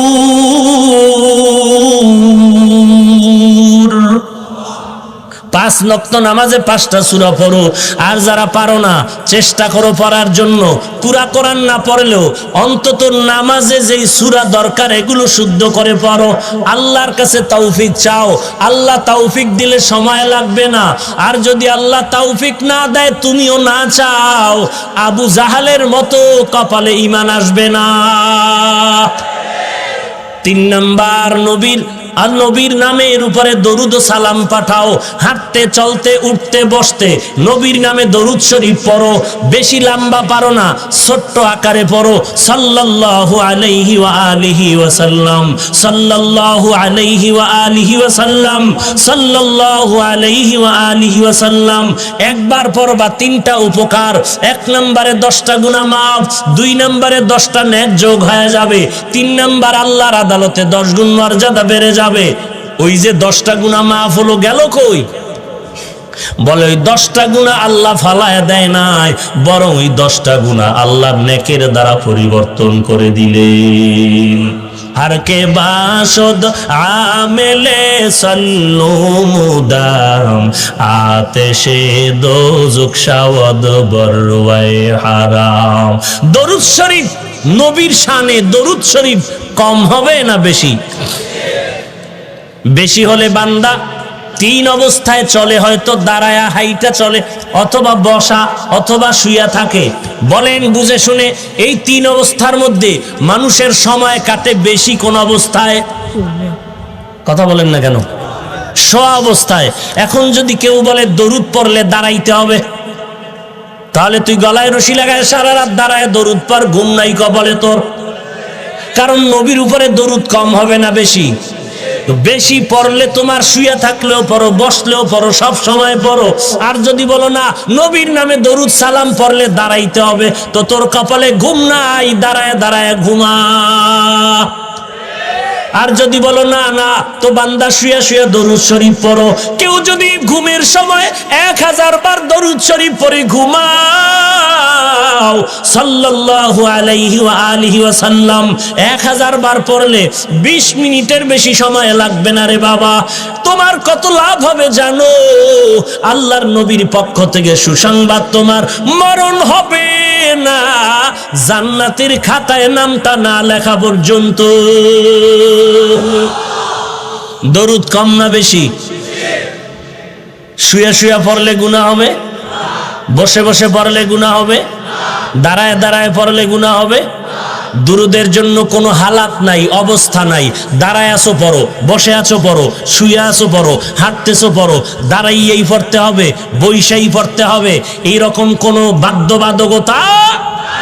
হ্যাঁ, নিয়ম কানুন যেগুলো ইবাদতের ক্ষেত্রে, নামাজে দরুদ দাঁড়ায় না বইয়া, আবার জানাজার সময় বইয়া না দাঁড়ায়া, ওটা তো আল্লাহর আইন মানতে হবে, বা চালাকি করার কোনো সুযোগ নাই। কিন্তু নবীর নফল দরুদ সব সময় তুমি চালু রাখো, বসে আছো পড়ো, দাঁড়ায় আছো পড়ো, শুয়ে আছো পড়ো।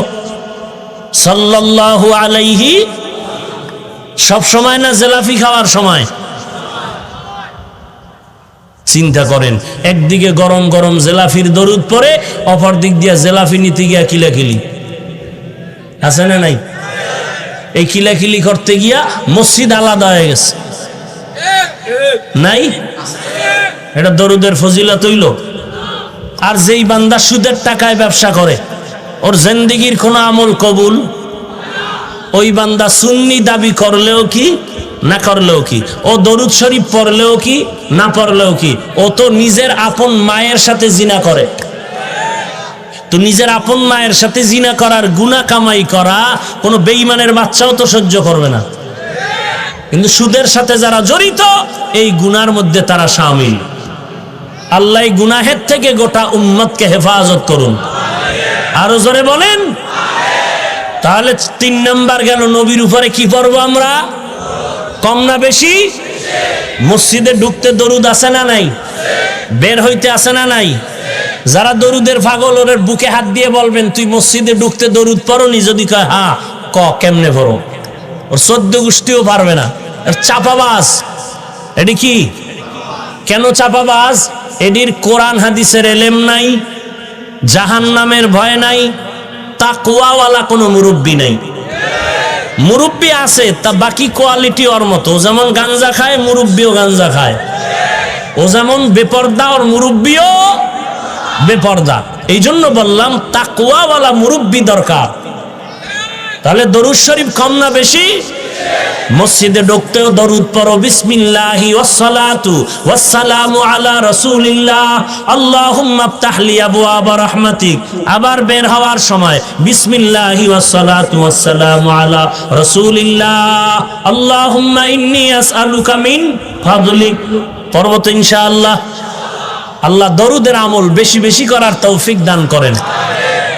আর একটা আমল বলবো, ইস্তেগফারের আমল। কিসের আমল? হাঁটতে চলতে উঠতে বসতে সব সময় আস্তাগফিরুল্লাহাল আযীম, আস্তাগফিরুল্লাহাল আযীম, আস্তাগফিরুল্লাহাল আযীম, আস্তাগফিরুল্লাহাল আযীম। যদি একটু বাড়ায় পড়তে চান, আল্লাযী লা ইলাহা ইল্লা হুয়াল হাইয়্যুল কাইয়্যুম ওয়া আতুবু ইলাইহি। আল্লাহর নবী 100 বার ইস্তেগফার পড়তেন। কেন? গুনাহ করছিলেন? নাউযুবিল্লাহি মিন যালিক। উম্মতকে শিক্ষা দেওয়ার জন্য পড়েছেন। ওই ইস্তেগফারের আমল করলে লাভ কি? কোরআন শরীফে মুত্তাকিনদের জন্য 5টা পুরস্কারের ঘোষণা আছে। যারা ইস্তেগফারের আমল করবে আল্লাহ তাদেরকে ওই মুত্তাকিনদের 5টা পুরস্কার দান করবেন। তো ইস্তেগফারের আমল সব সময় ঋণ আদায় হয়ে যাবে ইস্তেগফারের আমল করলে। আমরা এখানে অনেকে ঋণী আছি না? বেশি বেশি ইস্তেগফারের আমল করব আর আল্লাহর কাছে গুনার জন্য ক্ষমা চাইব। এই যে আমলগুলোর কথা বললাম, এই সব আমল এই কিতাবের মধ্যে দেওয়া আছে। বাংলায় আরবিতে সুন্দর একটি কিতাব, মুআল্লিমুস সুন্নাহ, 100 টাকা দাম। নিবেন? 100 টাকা বড় হয়ে গেল। এই আমলগুলো আম্মা জানদের কাছে নিয়ে দিবেন, তারা দেখে দেখে সুন্নতের আমল করবে। বসলে কোন তরিকায় বসবেন, খানা খাইবেন কোন তরিকায় খাইবেন, পানি পান করবেন তরিকা কি, সবগুলো এই কিতাবে দেওয়া আছে। মোনাজাতের পরে 100 টাকা দিয়ে নিয়ে যাবেন। রাজি আছেন ইনশাআল্লাহ? কারা কারা রাজি নাই? সবাই রাজি? এবার রাজি কারা? হাত দেখান। সবাই ঘরে নিয়ে যাবেন ইনশাআল্লাহ। আল্লাহ তৌফিক দান করেন। আমার কলিজার টুকরা মুরব্বী, মাদ্রাসার মুরব্বী, জামিয়া আল ইসলামিয়া টেকনাফের পরিচালক আল্লামা মুফতি কিফায়াতুল্লাহ শফিক দামাত বারাকাতুহুম হযরত দোয়া করবেন, আমরা দোয়ায় শরীক হব ইনশাআল্লাহ। এই এতক্ষণ যত বয়ান চললো আর শুনলেন, এর সব ফলাফল দোয়ার মধ্যে। কিসের ভিতরে? কিসের ভিতরে? অতএব এই দোয়ায় যারা থাকবেন না, আমি মনে করব কপাল খারাপ। 2-2.5 ঘন্টা থাকলেন, বৃষ্টি যদি খোদায় দিত, করার কিছু ছিল? আল্লাহ যে আপনাদের সুযোগ দিলেন, শুকর আদায় করবেন না? করবেন না? তাহলে চতুর্দিকে বৃষ্টি হচ্ছে, আল্লাহর মোহাব্বতে থাকেন, ঘর পর্যন্ত যাওয়ার গ্যারান্টি আছে? আছে গ্যারান্টি? অতএব মোনাজাতটা না দিয়ে কেউ যাবেন না, আমরা বসে যাই, মোনাজাত দিয়া যাব। আল্লাহ সবাইকে তৌফিক দান করেন।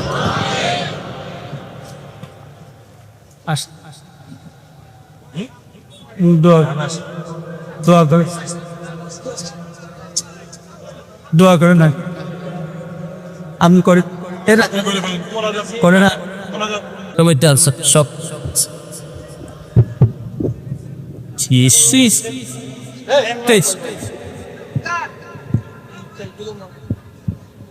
ইস্তিগফার পড়ি, আস্তাগফিরুল্লাহাল আযীম আল্লাযী লা ইলাহা ইল্লা হুয়াল হাইয়্যুল কাইয়্যুম ওয়া আতুবু ইলাইহি। আস্তাগফিরুল্লাহাল আযীম আল্লাযী লা ইলাহা ইল্লা হুয়াল হাইয়্যুল কাইয়্যুম ওয়া আতুবু ইলাইহি। আস্তাগফিরুল্লাহাল আযীম আল্লাযী লা ইলাহা ইল্লা হুয়াল হাইয়্যুল কাইয়্যুম ওয়া আতুবু ইলাইহি।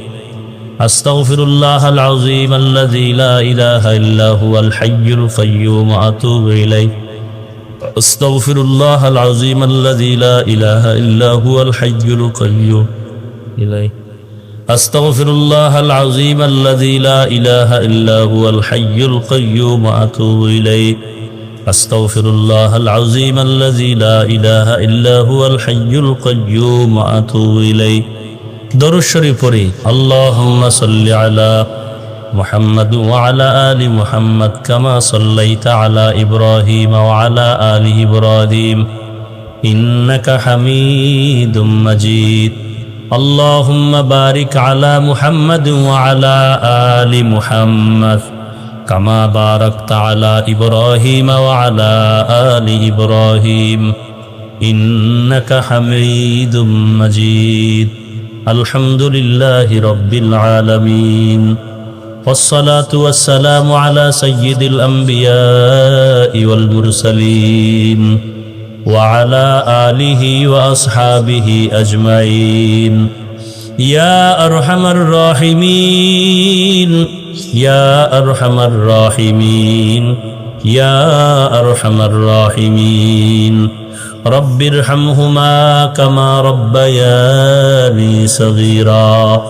رب ارحمهما كما ربياني صغيرا اللهم إنك عفو تحب العفو فاعف عني اللهم إنا نسألك رضاك والجنة اللهم إنا نعوذ بك من سخطك والنار اللهم إني أستودعك حياتي وإيماني وعملي وأهلي ومالي وعزتي فإنه لا يضيع ودائعك اللهم اجعلني في عيني صغيرا وفي أعين الناس كبيرا আয় আল্লাহ তাআলা গভীর রাত আমরা গুনার বোঝা মাথায় নিয়ে আপনার দরওয়াজায় হাজির কত উলামায়ে কেরাম হাত তুলেছেন রে আল্লাহ কত সাদা দাড়িওয়ালা হাজী সাহেবরা হাত তুলেছেন আয় আল্লাহ কত ব্যবসায়ী চাকরিজীবী কত ছাত্র ভাই কত যুবক পর্দার আড়ালের কত মা বোনেরা হাত তুলেছেন আয় আল্লাহ বৃষ্টি বাদলের মধ্যে আপনার বান্দারা আপনাকে ভুলে নাই আয় আল্লাহ মাদ্রাসার ময়দানে হাজির টাকার লোভে না খানার লোভে আসে নাই আমরা সবাই জান্নাত চাই জাহান্নাম থেকে মুক্তি চাই রে আল্লাহ শয়তানের ধোকায় পড়ে গুনাহ করেছি রে মালিক তওবার দরওয়াজায় ফিরে আসি আর গুনাহ করব না রে আল্লাহ গুনাহের কারণে আমার হাত না পাক গুনাহের কারণে আমার চোখ না পাক গুনাহের কারণে আমার অন্তর না পাক গুনাহের কারণে আমার জবানটা না পাক আয় আল্লাহ নফসের ধোকায় পড়ে শয়তানের ধোকায় পড়ে গুনাহ করেছি রে আল্লাহ আজকের এই ময়দানে তওবার হাত তুলেছি আর গুনাহ করব না আয় আল্লাহ গুনার শাস্তি সহ্য করতে পারবো না রে আল্লাহ দুনিয়াতে সূর্যের গরম সহ্য করতে পারি না রে আল্লাহ কেউ যদি একটা বেতের বাড়ি দেয় ব্যথা পাই কষ্ট পাই গুনাহগারের জন্য কবরের মধ্যে দুই পার্শ্বের মাটির চাপ সহ্য করতে পারবো না রে আল্লাহ আয় আল্লাহ এই ময়দানে আমার মতো গুনাহগার আর কেউ নাই আপনার মতো দয়াময় আর কেউ নাই রে মালিক আয় আল্লাহ আপনি আমাদের সকলের জিন্দেগীর সব গুনাহগুলো মাফ করে দেন আয় আল্লাহ বড় বড় বেঈমানকেও তো আপনি মাফ করেছেন আয় আল্লাহ আমাদেরকে কি আপনি ক্ষমা করবেন না ও আল্লাহ আমরা তো আপনার আদরের নবীর উম্মত নবীজির মোহাব্বতে আমাদের মাফ করে দেন আয় আল্লাহ গুনার কারণে দিলটা পাথর হয়ে গেল চোখে পানিও নাই কান্নাওয়ালা চক্ষু দান করেন আল্লাহ কান্নাওয়ালা চক্ষু দান করেন আল্লাহ কান্নাওয়ালা চক্ষু দান করেন আল্লাহ কান্নাওয়ালা চক্ষু দান করেন আল্লাহ এই ময়দানে কি কান্নাওয়ালা কেউ নাই আয় আল্লাহ গুনাহগার বলে ফিরাইয়া দিয়েন না রে মালিক আপনি যদি গুনাহগার বলে তারায়া দেন রহমান নামটা কেন রাখলেন আল্লাহ গুনাহগার বলে যদি তারায়া দেন গফফার নামটা কেন রাখলেন ও দয়ার মালিক গফফার নামের উসিলায় আমাদের মাফ করে দেন, রহমান নামের উসিলায় আমাদের মাফ করে দেন। আয় আল্লাহ উলামায়ে কেরামদের আমিন কবুল করে নেন, সাদা দাড়িওয়ালাদের আমিন কবুল করে নেন, ব্যবসায়ী চাকরিজীবীরা আমিন কবুল করে নেন, ছাত্র ভাইদের আমিন কবুল করে নেন, আমার কলিজার টুকরা যুবকদের আমিন কবুল করে নেন। আয় আল্লাহ গুনাহমুক্ত জিন্দেগি দান করেন, নেক আমলের আগ্রহ বাড়ায় দেন আল্লাহ। আয় আল্লাহ বৃষ্টির মাঝেও তাকায় দেখেন, অনেকে বসারও জায়গা পায় নাই, দাঁড়ায় দাঁড়ায় কোরআনের কথাগুলো শুনবেন। খালি ফিরাইয়া দিয়েন না রে আল্লাহ, আপনি যদি ফিরাইয়া দেন যাওয়ার আর কোনো জায়গা নাই, মেহেরবানি করে আমাদের মাফ করে দেন। আয় আল্লাহ নবীজির সুন্নতের আমলওয়ালা জিন্দেগি দান করেন, সারা দুনিয়ায় শান্তি দান করেন, বাংলাদেশ শান্তির দেশ বানায় দেন। আয় আল্লাহ 5 ওয়াক্ত নামাজি বানায় দেন, সহিভাবে কোরআন পড়ার তৌফিক দান করেন। আয় আল্লাহ মাদ্রাসা কবুল করে নেন, মসজিদগুলো কবুল করে নেন, অন্যান্য শিক্ষা প্রতিষ্ঠানগুলো নবীর আদর্শ আলা বানায় দেন। আয় আল্লাহ অন্তর থেকে রিয়া হাসাদ কিবির দূর করে ইখলাস দান করেন আল্লাহ।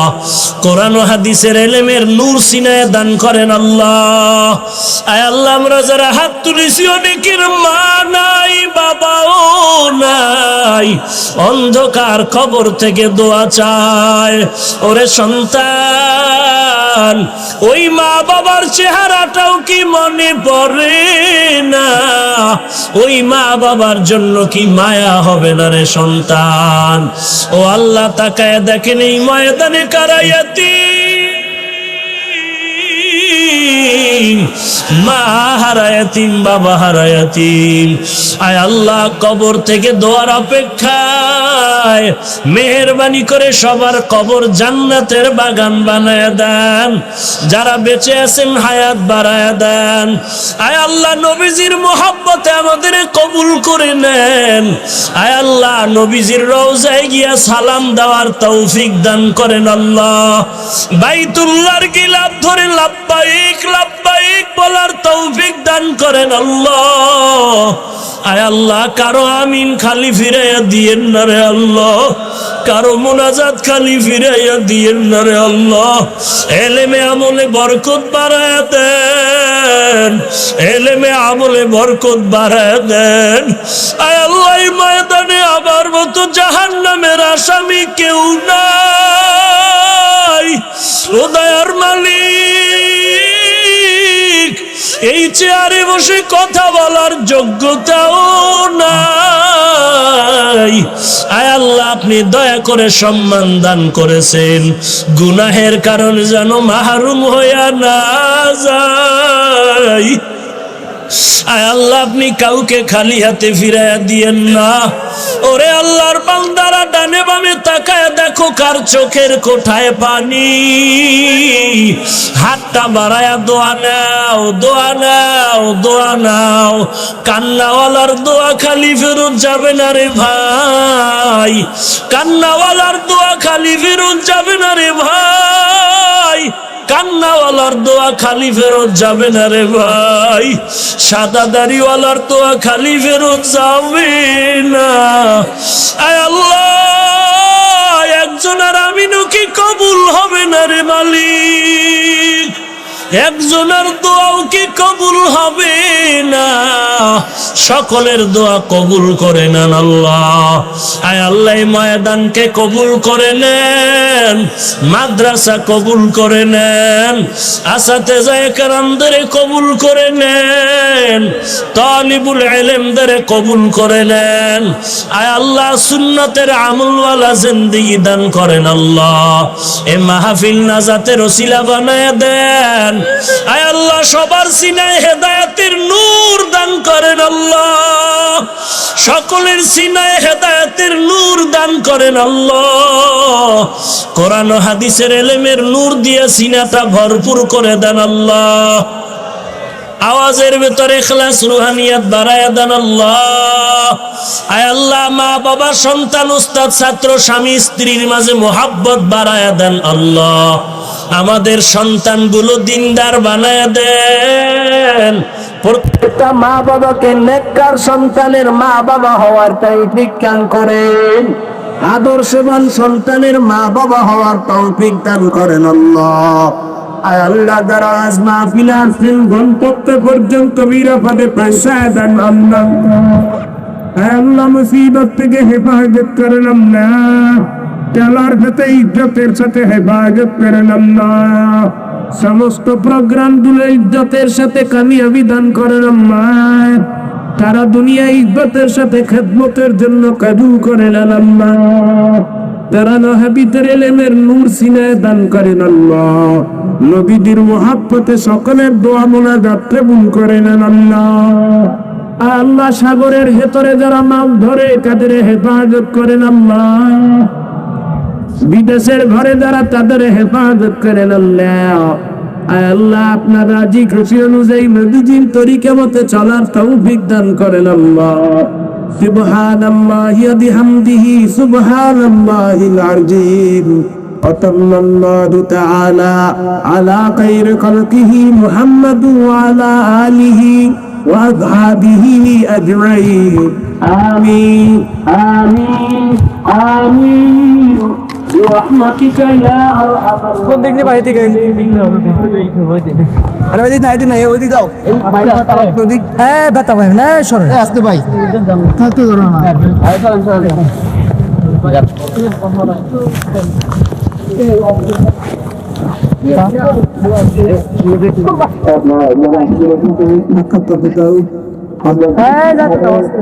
হাতের ব্যাগ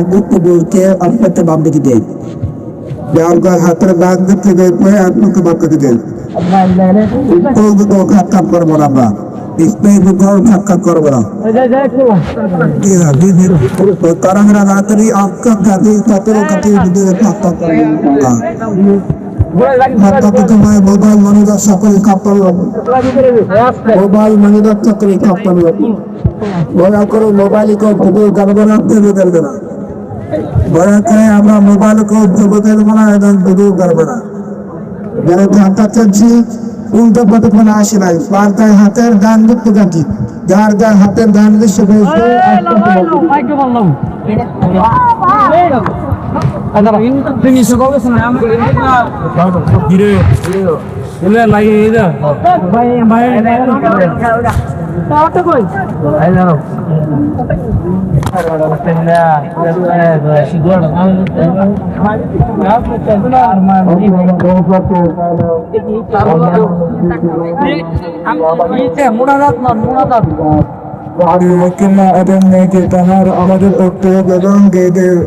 আমাদের কথা পাওয়া যাতে আপনারা প্রত্যেকের জানতে হবে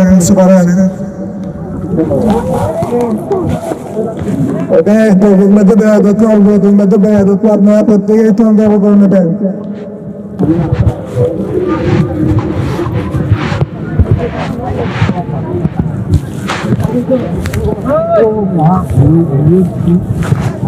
উল্টা পথে আসেন খালি করে ব্যবস্থা করি। উল্টা পথে অনেক অনেক টাকা যাচ্ছে, আমরা মনে করি ছাত্র ভাইরা উৎকাশে খালি করার ব্যবস্থা করবে না। কোন দিবে অটোলা কোন দিচ্ছে তো তো যাইতে কোন অটো আইছে নি এই পুলিশ হয় আরে তারা লই আও উৎকাশে দোকান বাইতে বাইরা প্রতি কালে দেওয়ার চেষ্টা করি আমরা আরো দূরে ইয়া করব। হ্যাঁ মনে হয় তোমার বাইরে থেকে ধরো না, আমি যে গুছাই আইছে না সাউন্ড তোমার ভিজে তো আমি মনে হয় যা বেড়া খানো হয়েছে তোমার ভাই মনে আরো 3 দিন কইছে আপনি ইউটিউবে কথা দিবেন ইনশাআল্লাহ। ঢাকা গিয়া ঢাকা হুজুর লেগে থাকে তাই না? জি জি, আমরা 15 দিন। আপনি আমাদেরকে জান্নাতে যাওয়ার সঠিক সরল সহজ পথ দেখায়া দেন। তবে গায়রিল মাগদুবি আলাইহিম ওয়ালাদ-দাল্লিন, যারা গোমরা হয়ে গেল ইহুদি আর খ্রিস্টানদের পথ আমাদের দেখায়েন না। আমরা হেদায়াত প্রাপ্ত, আপনার নিয়ামত প্রাপ্ত যারা, তাদের পথ চাই। আপনার নিয়ামত প্রাপ্ত কারা? আনআমতা আলাইহিম, যাদের উপরে আল্লাহ আপনি নিয়ামত দান করেছেন, তারা কারা? আল্লাহ ভিন্ন আয়াতে বলেন, ওয়া মান ইউতিল্লাহ ওয়ার রাসূল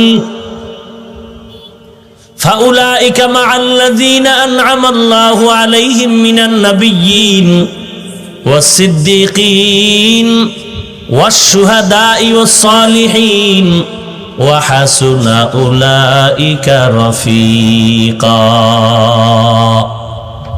আল্লাহ তাআলা বলেন, আমার নিয়ামত প্রাপ্ত বান্দা হলো চার দল: নবীগণ, সিদ্দিকগণ, শহীদগণ, সালেহগণ।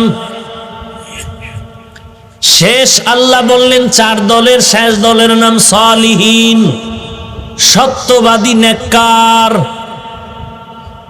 কোন আয়াতে বলেন সাদিকিন। ইয়া আইয়ুহাল্লাযীনা আমানুত্তাকুল্লাহ, ইয়া আইয়ুহাল্লাযীনা আমানুত্তাকুল্লাহা ওয়া কুনু মা'আস সাদিকিন। এরে মুমিন, আল্লাহকে ভয় কর, আর যারা আমার সত্যবাদী বন্ধু তাদের সাথে তোমরা থাকো, বন্ধু হয়ে থাকো। তাকওয়া অর্জন করো, আল্লাহকে ভয় করো।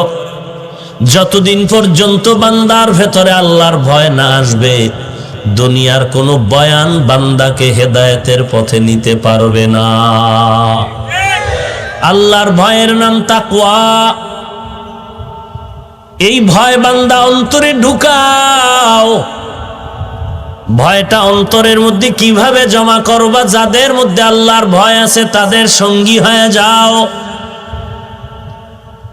দুনিয়াতে তুমি কিছু যদি হতে চাও, সব কাজের বেলায় পারদর্শী ব্যক্তির পেছনে তুমি সময় লাগাও।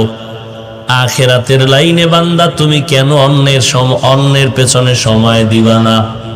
আল্লাহ তাআলা বলেন, এ গোলাম, তাকওয়া যদি অর্জন করতে চাও, যাদের মধ্যে তাকওয়া আছে তাদের সাথে বন্ধুত্ব জমা করে দাও। আল্লাহ তাআলা বলেন, আমাকে ভয় করো এবং জবানটারে হেফাজত করো রে মুমিন। আল্লাহকে ভয় করো বান্দা। আল্লাহকে ভয়ের ব্যাখ্যা কি বলে? ইচ্ছা করে কখনো বান্দা গুনাহ করবে না।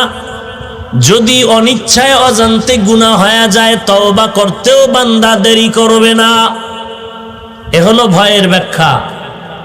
ইন্নামা ইয়াখশাল্লাহা মিন ইবাদিহিল উলামা, নিশ্চয়ই আমার বান্দাদের মধ্যে যারা উলামায়ে কেরাম আল্লাহকে ভয় করবেন, বেশি ভয় করবেন।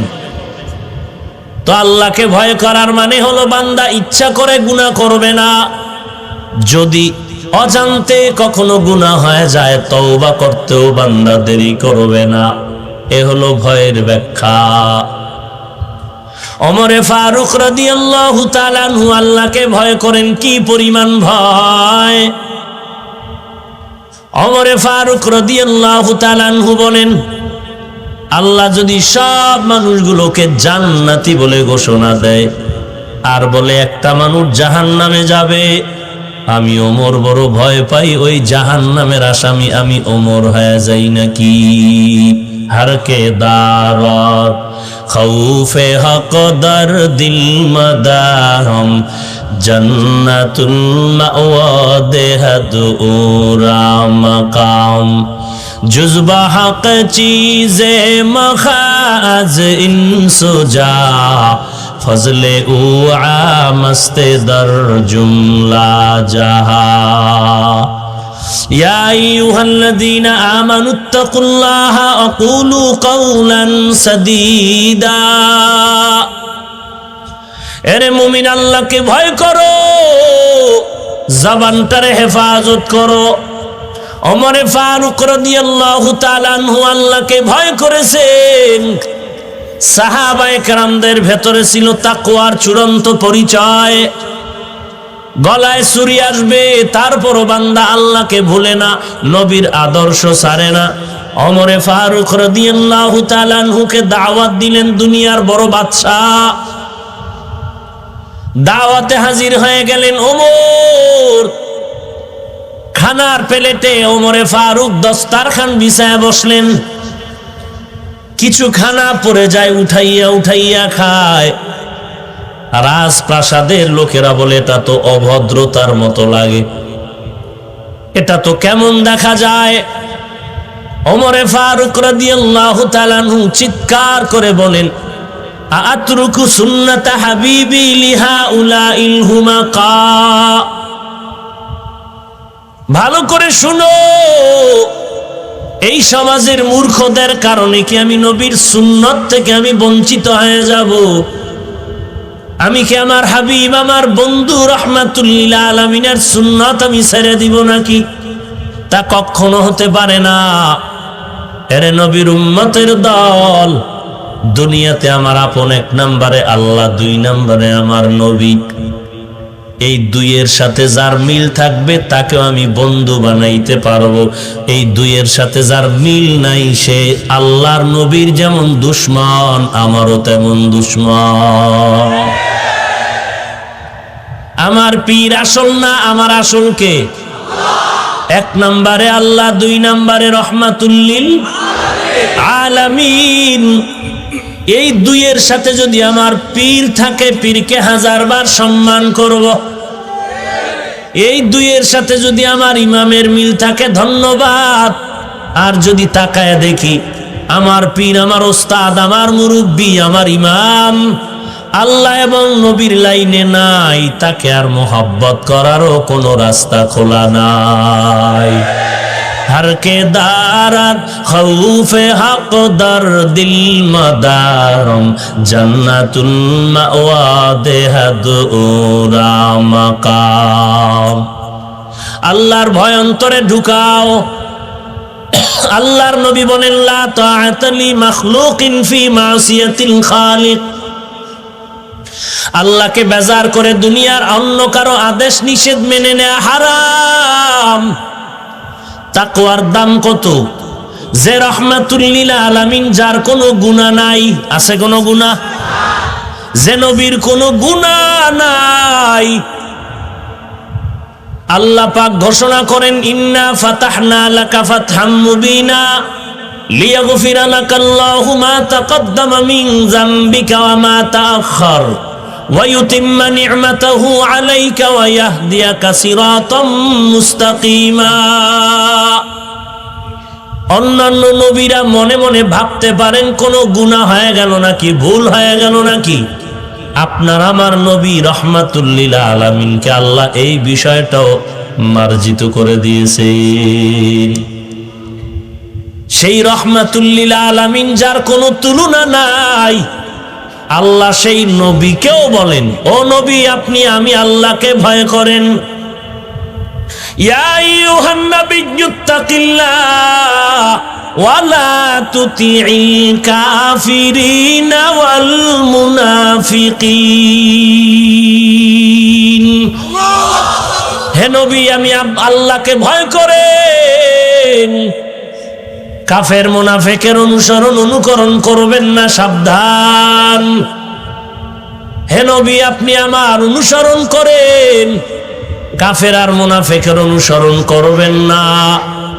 খবরদার, ইহুদি আর খ্রিস্টানরা চায় আপনি তাদেরকে মানেন। আমি আল্লাহ বললাম না, না, আমি আল্লাহর দেওয়া কথা অনুযায়ী চলবেন। যদি আপনি ইহুদি খ্রিস্টানদের কোনো কথা মানতে যান, তাহলে আপনার অবস্থাটা কেমন হবে? হে নবী, আপনি আমি আল্লাহর পক্ষ থেকে কোনো অভিভাবক পাবেন না, কোনো সাহায্যকারীও পাবেন না। নবীর জন্য আল্লাহ সতর্কবাণী দিলেন, তো আমাদের কি উপায়? ওমরে ফারুক রাদিয়াল্লাহু তাআলা আনহু অর্ধজাহানের খলিফা, খেলাফতের দায়িত্ব পালন করেন ওমর। দিনের বেলা বিচার আচার করেন, আবার রাতের বেলা মানুষের বাড়ি বাড়ি ঘুরে ফিরে মানুষের খোঁজ খবর রাখতেছে। হযরত ওমরকে মারার জন্য, হত্যা করার জন্য কত দুশমন পেছনে ঘুরে, সুযোগ পায় না। হঠাৎ খবর পাইল হযরত ওমর অর্ধ জাহানের খলিফা একা বিশাল একটা খালি ময়দানে হাতরে বালিশ বানায় আরামে ঘুমায়। দুশ্মন এই খবর পেয়ে দৌড়ায় গেল ওমরকে হত্যা করবে। বান্দা, দুনিয়াতে কেউ কারো ক্ষতি করতে পারবা না যদি আল্লাহ ইজ্জত হেফাজত করে। ওয়া মাকারু ওয়া মাকারাল্লাহ ওয়াল্লাহু খায়রুল মাকিরিন।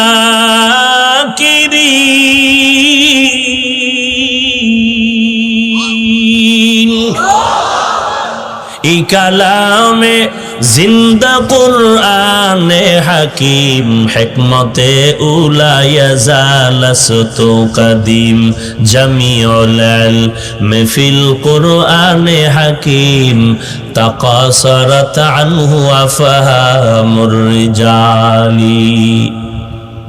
ওমর হাতের বালিশ বানায়া খোলা ময়দানে ঘুমায়, কোনো বডিগার্ড নাই, সিকিউরিটি গার্ড নাই। অর্ধ জাহানের খলিফা ওমর। দুশ্মন তরবারি নিয়ে সামনে আগায়, ওমর তো ঘুমিয়ে আছেন। কিছু দূর যায়, আবার ভাবে কি না জানি হয়ে যায়, আবার সামনে আগায় গেল। বুস্তানুল আউলিয়া নামক কিতাবের মধ্যে ঘটনা উল্লেখ করা হয়েছে। দুশ্মনটা গিয়া ওমরের কিনারায় যখন দাঁড়ায় গেল, তাকায় দেখে ওমর একা ঘুমায়। পাশে যদিও কোনো মানবাকৃতির সিকিউরিটি গার্ড নাই, বডিগার্ড নাই, তবে আল্লাহর কুদরত, তাকায় দেখে জংলার একটা বাঘ ওমরের পাহারা দিতেছে। हर के दारत खौफे हक दर दिल मदाम जन्नतुल मावा देहद उरा मकाम। একটা বাঘ ওমরকে পাহারা দেয় দেখিয়া দুশ্মন ভয়ে কাঁপতেছে, তরবারি হাত থেকে পড়ে গেল মাটির উপরে। ওমর ফারুকের ঘুম ভেঙে গেল, তাকায় দেখতেছে দুশ্মন দাঁড়িয়ে আছে, কাঁপাকাঁপি করতেছে। কি ব্যাপার ভাই, কি হালাত? দুশ্মন বলে কি বলবো, বলে বলো কোনো ভয় নাই, আসিলে স্বাগত পাবে, হেথা পাবে ঠাই, নীরবে আসন নিবে, কোনো বাধা নাই, কোনো ভয় নাই, কোনো চিন্তা নাই। কারণ এটা তো ইসলাম ধর্মের মানুষ, এটা তো ইসলাম ধর্ম প্রশস্ততার পরিচয় দেয়। আমরা মানুষকে বুকে টানতে জানি, লাথি মারা শিখি নাই। আমরা মানুষকে সালাম দিতে জানি, গালি দিতে শিখি না। এ কারণে আমাদের মাহফিলের ময়দানগুলো উন্মুক্ত। আমাদের গ্রন্থ কোরআনে হাকিমটা উন্মুক্ত রাখা হয়, তালাবদ্ধ নাই। মসজিদের বারান্দায় যাও, কোরআন ওপেন রাখা আছে। কোন হিন্দু ভাই যদি আল্লাহর কোরআন ধরো, কোনো বাধা নাই। কোন বিধর্মীও যদি আল্লাহর কোরআনটা হাতে নাও, বাধা তো নাই। ওই বরং কোন বিধর্মী হাতে কোরআন নিলে আমরা দোয়া করি, আল্লাহ শুধু হাতের মধ্যে কোরআনের অ্যাকশন রাখিও না, কোরআনের নূর তুমি তার সিনার মধ্যে ঢুকায়া দাও। এরে নবীর উম্মতের দল, ওমরে ফারুকের ঠান্ডা ব্যবহার পেয়ে দুশ্মন বড় খুশি হয়ে গেল। মনের কথা খুলে বলল, আর আমাকে পারস্য রোম সম্রাট পাঠিয়েছে আপনাকে হত্যা করার জন্য। সুযোগ পাই না, আজকে পেয়ে গেলাম। কিনারা এসে দেখলাম জঙ্গলের একটা বাঘ আপনাকে পাহারা দিতেছে। ওমর বলে, কই বাঘ কই? বলে, আমি দেখছি, আপনি দেখেন নাই। বলে, এটা আমার আল্লাহর কুদরত, আমার কোনো বরাত্ত না। বলে, আপনি অর্ধ জাহানের বাদশা, খলিফা, একটা বডিগার্ডও নাই। ওমর বলেন, ফাল্লাহু খায়রুল হাফিজাও ওয়া হুয়া আরহামুর রাহিমিন। আল্লাহর হেফাজত হলো বড়ই বডিগার্ড। ওমরে ফারুক রাদিয়াল্লাহু তাআলা আনহু বললেন, আনন্দ তো ওই ব্যক্তি করবে যার কোনো চিন্তা পেরেশানি নাই। আর আমি ওমরের তো চিন্তার শেষ নাই। রমাজান চলে গেল, তারাবি পড়লাম, কোরআন তেলাওয়াত করলাম, রোজা রাখলাম, কবুল হলো কিনা পেরেশান চিন্তা, জাহান্নাম থেকে নাজাত পেলাম কিনা চিন্তা। আবু হুরায়রা রাদিয়াল্লাহু তাআলা আনহু বললেন, আপনি চিন্তা করবেন কেন? আশারায়ে মুবাশশারা 10 জন সাহাবা, জান্নাতের সুসংবাদ প্রাপ্তদের মধ্যে আপনি দ্বিতীয়, তো আপনার চিন্তার কি কারণ? ওমর বলেন, আমি আল্লাহকে ভয় পাই, যেই আল্লাহ আমাকে জান্নাতের সুসংবাদ দিলেন সেই আল্লাহ যদি আমার উপরে রাগ করেন তো ওই সুসংবাদের আওয়াজ আবার উল্টা ফেরত নিয়ে যেতে পারে। এর নাম তাকওয়া, এর নাম ভয়।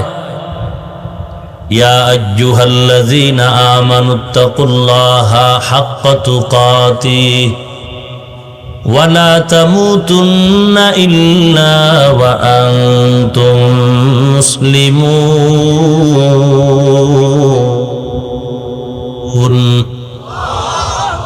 আল্লাহকে ভয় করার মতো ভয় করো, মুসলমান না হয়ে মৃত্যুবরণ করো না।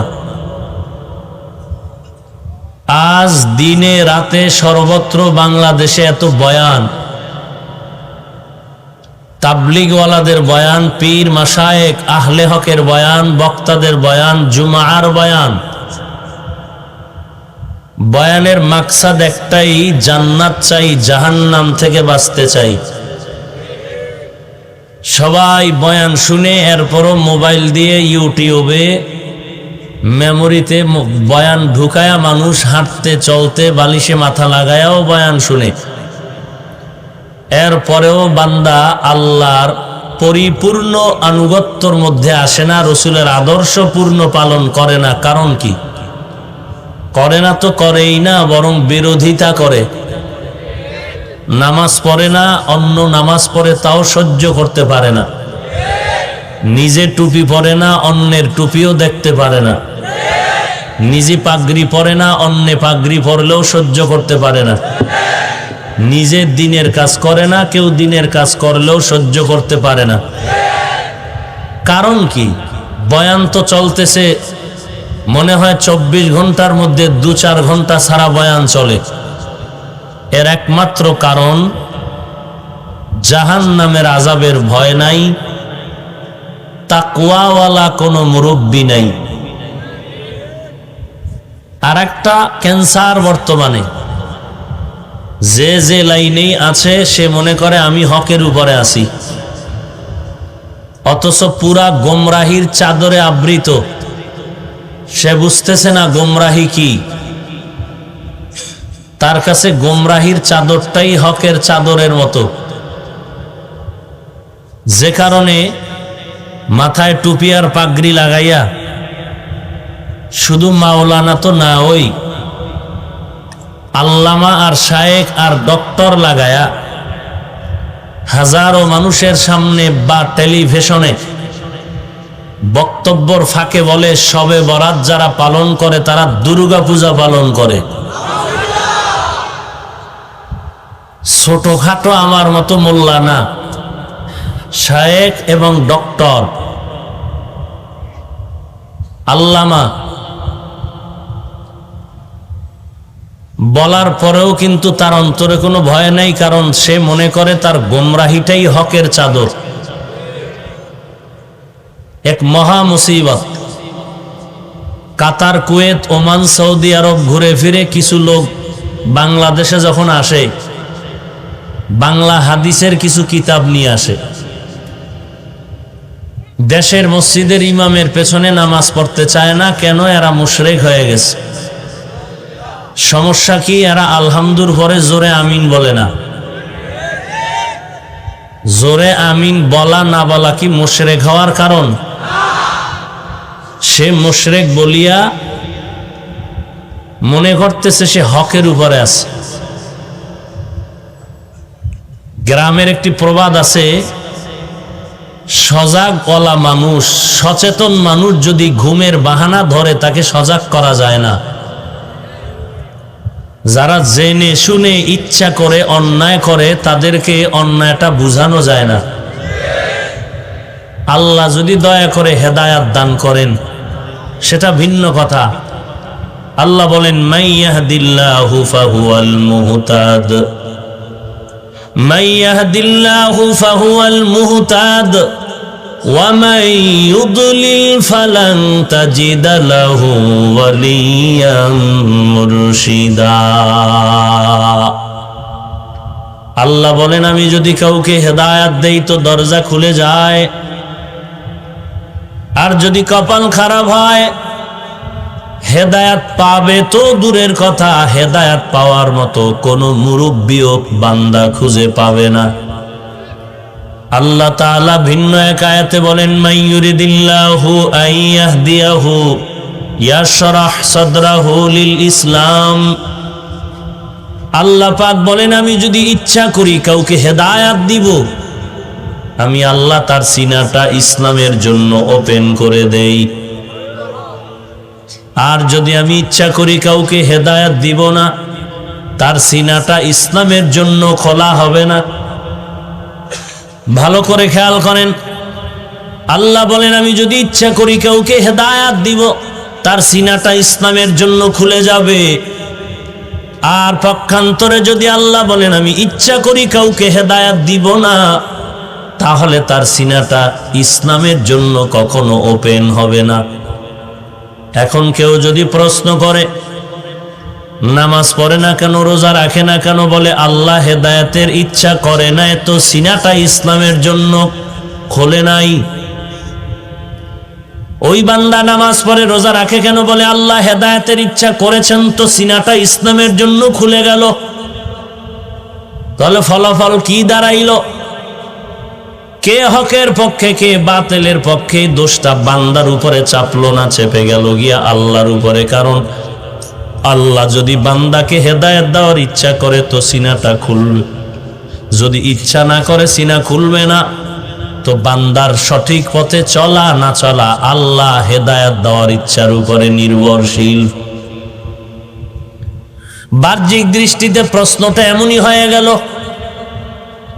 আল্লাহ তাআলা তার জবাব দিয়ে বলেন বান্দা তাকায় দেখ, ওয়াল্লাযীনা জাহাদু ফীনা লানাহদিয়ান্নাহুম সুবুলানা, ওয়াল্লাযীনা জাহাদু ফীনা লানাহদিয়ান্নাহুম সুবুলানা ওয়া ইন্নাল্লাহা লামাআল মুহসিনিন।